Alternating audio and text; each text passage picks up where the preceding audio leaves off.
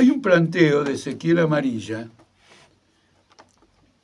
que abre todo un debate, es muy interesante la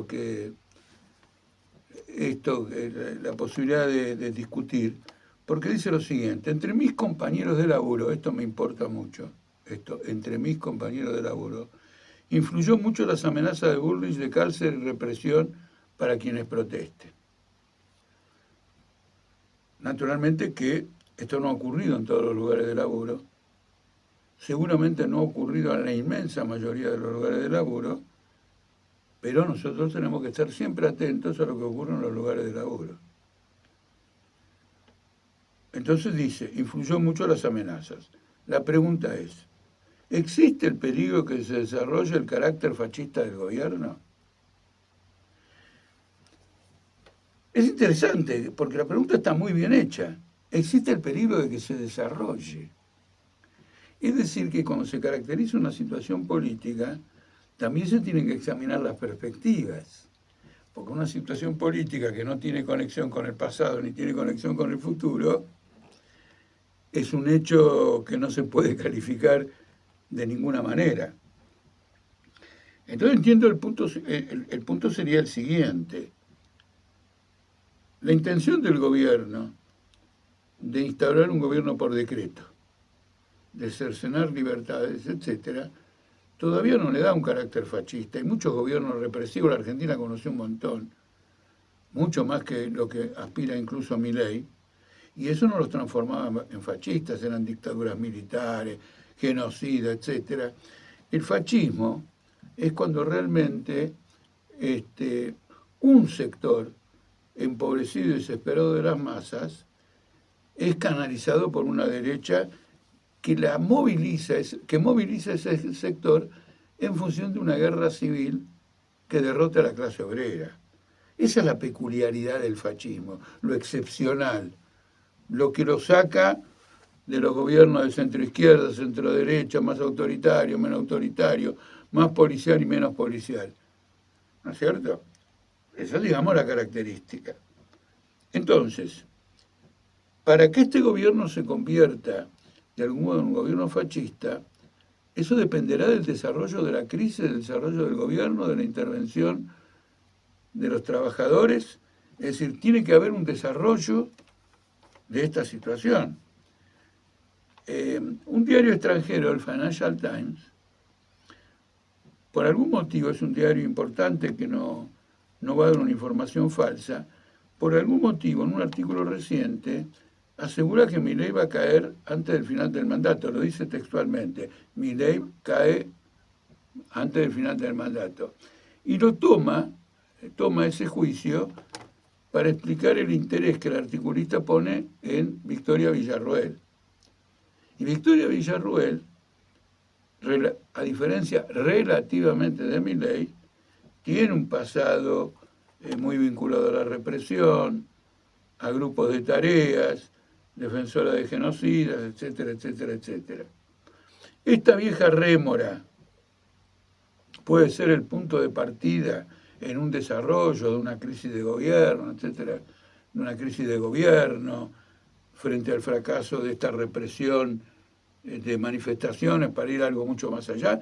Lo veremos en el desarrollo de la crisis. Las probabilidades son menores que la de un desarrollo positivo de la clase obrera, la derrota de todo esto a manos de los trabajadores, son menores, ¿no es cierto? Y después están todas las soluciones intermedias. Ahora, esta pregunta llega en un momento en que se produce esta crisis en Ecuador. Llega un momento que se produce esta crisis en Ecuador, en donde una suerte de levantamiento de narcotraficantes ha llevado a la creación del estado de sitio, la ley marcial, el ejército en la calle y todo lo demás. Bueno, ese levantamiento de narcotraficantes es muy poderoso, muy significativo. Ecuador se ha transformado en un pivot de las grandes carteles del narcotráfico, cuya terminal finalmente está en Estados Unidos, que es el gran mercado que compra todo eso. Pero me llamó la atención que en un tuit, Carlos Rodríguez que iba a ser asesor de Milei, fue viceministro de Economía de Menem, saludar a la represión a los guerrilleros terroristas. Estos terroristas no son guerrilleros, son bandas armadas de un sector capitalista, marginal y clandestino que maneja una cantidad fenomenal de dinero con el acuerdo de los grandes bancos, que son los que se encargan de lavarlo. No son guerrilleros quienes, como el gobierno argentino de Macri, o antes Cristina y ahora de nuevo Milei, quieren blanquear capitales, es decir, transformar el dinero negro en dinero blanco, cuando el dinero negro circula por manos de narcotraficantes, no son los guerrilleros. Esto lo tuitea Carlos Rodríguez. Ahora, la vicepresidenta de la Nación también apoya toda esta represión, naturalmente es una lucha contra el narcotráfico, apoya esta represión contra los terroristas socialistas. Es decir, cuando yo junto dos declaraciones de este tipo tan inauditas, tan absolutamente inauditas, ¿no es cierto? Se está tratando de promover de parte de dos figuras significativas, Carlos Rodríguez, viceministro de Menem, iba a ser asesor de Milei, la vicepresidenta de la Nación, se busca desarrollar en el sector más resentido de una clase media desclasada, que no comprende que ese desclasamiento obedece a la sociedad capitalista, al lucro capitalista, a las crisis capitalistas, al abuso capitalista, que no lo comprende, cree que hay alguien en el cielo que lo organiza y que debe estar vinculado al comunismo internacional, ¿no es cierto? Y es llevada a una campaña reaccionaria, están estimulando esta orientación. Está claro.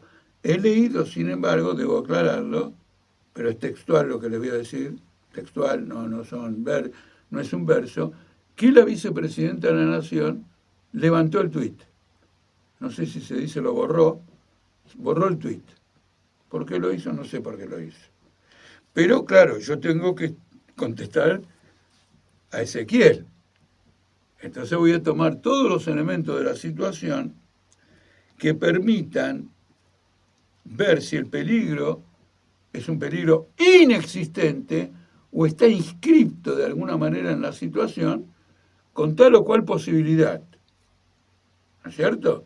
Pero que todos tenemos que tenerlo en claro, porque en la lucha contra el capital, naturalmente habrá episodios de grandes combates contra el capitalismo y contra las fuerzas que defienden el capitalismo, como ha ocurrido en todos los países del mundo, en toda la historia del ser humano.